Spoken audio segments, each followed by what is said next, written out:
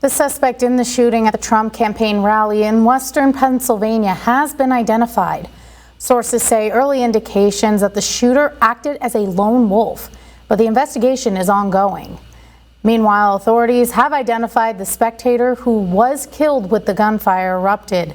His family posting tributes online as the governor calls on everyone to rise above hateful rhetoric.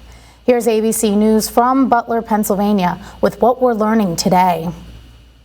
On Sunday, investigators closing in on a neighborhood south of Pittsburgh as they dive deeper into the man authorities say opened fire at a rally of former President Trump in Pennsylvania. We had what we're calling an assassination attempt against our former president, Donald Trump. The FBI using DNA and biometrics to identify the suspect as 20-year-old Thomas Matthew Crooks of Bethel Park, Pennsylvania. Seen in this screenshot, investigators confirming to ABC News they believe it shows the suspect receiving his diploma, the image now part of their probe. Several former classmates describe him as quiet and very smart. Two former members of the school's rifle club say he was interested in joining but was rejected because he was, quote, a bad shot. An administrator at Bethel Park Skilled Nursing and Rehab Center confirming to ABC News that Crooks worked there as a dietary aide and that they had no concerns about him. The day of the attack, authorities say the suspect was neutralized by a Secret Service counter sniper. Law enforcement sources tell ABC News the early evidence points to the shooter being a lone wolf gunman.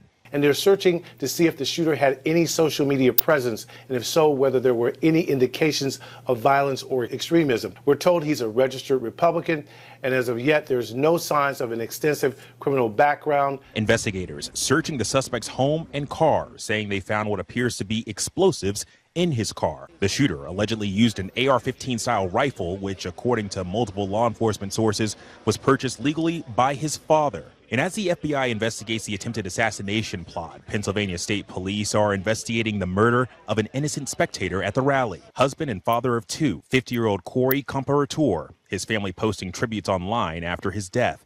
Today, he's being called a hero. He was protecting his family from the bullets that were being fired, and he lost his life. God love him. Two other people were injured, both now in stable condition. We need to take down the temperature and rise above the hateful rhetoric that exists and search for a better, brighter future for this nation. Alex Perche, ABC News, Butler, Pennsylvania. U.S. Senator Joe Manchin released a statement saying, quote, "Our nation stands at a critical moment in our history.